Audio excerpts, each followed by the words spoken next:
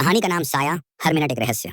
शाम के 7 बजे थे। पहाड़ियों के बीच बसा गांव शिवपुर अंधेरे में डूबने लगा था। हवा ठंडी थी और डरावनी भी, ऐसा लग रहा था जैसे कुछ होने वाला हो। कहानी शुरू होती है आरव से। आरव 16 साल का लड़का था। उसे रहस्यमय चीजें बहुत पसंद थीं, भूतों की कहानियाँ, पुराने खजाने, तांत्रिक बातें, सब कुछ। एक दिन उसकी दादी ने उसे एक पुराना संदूक दिया।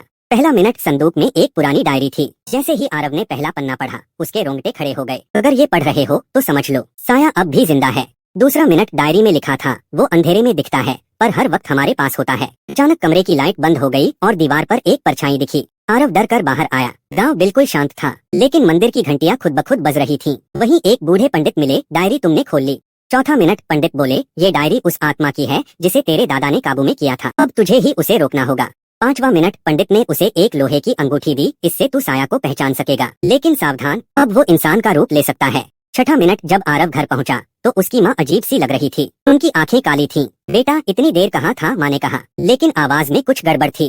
सातवां मिनट, आरव समझ गया, साया अब उसके घर में है। वो चुपचाप मंदिर की ओर भागा, लेकिन रास्ते में गांव के लोग बिना पलक झपकाए उसे घूर रहे थे। आठवां मिनट, मंदिर में पंडित नहीं थे, बस एक चिट्ठी मिली। अब तुझे ही गांव को बचाना है। साया हर इंसान में समा चुका है, सिर्फ एक इंसान बचा है, उसे ढूंढो। नौवां मिनट, डायरी के आखिरी पन्ने पर एक आईने की फोटो थी। आरव को समझ आया, साया आईने में नहीं दिखता।